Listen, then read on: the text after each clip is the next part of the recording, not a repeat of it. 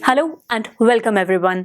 आज हमें डिस्कस करना है materials, metals and non metals chapter से बैक एक्सरसाइज के 6th क्वेश्चन को, जहां हमें कहा गया है give reason for the following. Well yes, यहां पर हमें 4 फर्दर स्टेटमेंट्स गिवन है, या आप ये कह सकते हैं कि 4 फर्दर क्वेश्चंस गिवन है जिनके हमें आंसर्स बताने हैं। सबसे पहले से शुरुआत करते हैं। पहले में हमें बताना है कि एल्यूमिनियम फॉयल जो होता है उसका हम क्यों इस्तेमाल करते हैं फूड आइटम्स को रैप करने के लिए। वेल आप लोग जो लंच लेकर जाते हैं, आपकी मम्मा भी आपको एल्यूमिनियम फॉयल में आपकी चपाती परांठा पैक करके देती होंगी ना। ऐसा क्यों होता है?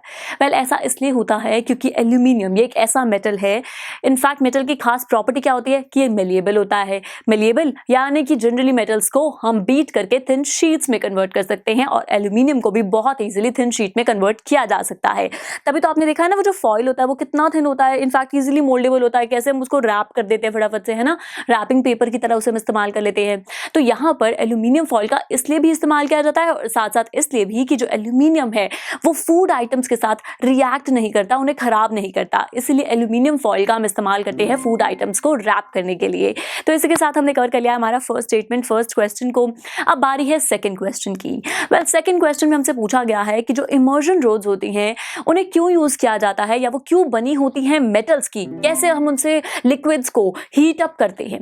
वेल ऐसा इसलिए होता है क्योंकि इमर्जन रोड्स जो हैं वो इस्तेमाल की जाती हैं, जो वो मेटल्स की इसलिए बनी होती है क्योंकि जो मेटल्स होते हैं वो गुड कंडक्टर्स होते हैं हीट और इलेक्ट्रिसिटी के। इसीलिए वो बहुत जल्दी से अच्छे से इलेक्ट्रिसिटी उनमें से पास करती है, वो हीट अप होती हैं और फाइनली पानी को भी गर्म कर देती है, लिक्विड को भी गर्म कर देती है। इसलिए इमर्जन रोड्स जो होती हैं वो मेटल्स की बनी होती हैं। थर्ड हमारे पास है कि जो कॉपर है वो डिस्प्लेस नहीं कर सकता जिंक सल्फेट को, जिंक सल्फेट सॉल्यूशन से। ऐसा क्यों है? वेल ऐसा इसलिए है क्योंकि अगर आप रिएक्टिविटी सीरीज को ध्यान में रखते हैं तो रिएक्टिविटी सीरीज के मुताबिक जो मोर रिएक्टिव मेटल है वो डिस्प्लेस करेगा लेस रिएक्टिव को, जबकि कॉपर जो है वो तो ऑलरेडी लेस रिएक्टिव है जिंक से, तो ये डिस्प्लेस नहीं कर पाता। एंड फोर्थ और लास्ट हमारे पास गिवन है कि क्यों हम सोडियम और पोटेशियम को केरोसिन में स्टोर करते हैं। वेल ऐसा इसलिए है क्योंकि जो सोडियम और पोटेशियम है ये वो मेटल्स हैं जो बहुत ज्यादा विग्रसली रिएक्ट करते हैं एयर और वाटर के कॉन्टैक्ट में आने पर। तो एयर और वाटर दोनों से ही इन्हें बचाने के लिए हम इन्हें केरोसिन ऑयल में स्टोर कर देते हैं और रिएक्शन नहीं होता अनटिल अनलेस हम इन्हें बाहर निकाल ले। चलिए, तो इसी के साथ हमने कवर कर लिया है हमारे इस क्वेश्चन को, और यहाँ से हम बहुत कुछ बहुत अच्छे से समझ चुके हैं। अगेन हमारा सब कुछ रिवाइज हो गया, right.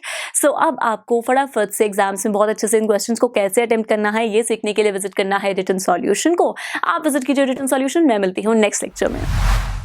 I am sure students आपको ये वीडियो बहुत पसंद आया होगा, तो इसी तरह से एक मजेदार तरीके से अपने हर कॉन्सेप्ट को क्लियर करने के लिए डाउनलोड कीजिए PU Stack ऐप, जहां आपके लिए और भी कई सारे ऑप्शंस हैं, जैसे कि आपके लिए सैंपल पेपर्स हैं, back exercise solution, step videos and much more. So what are you waiting for? Download the app now.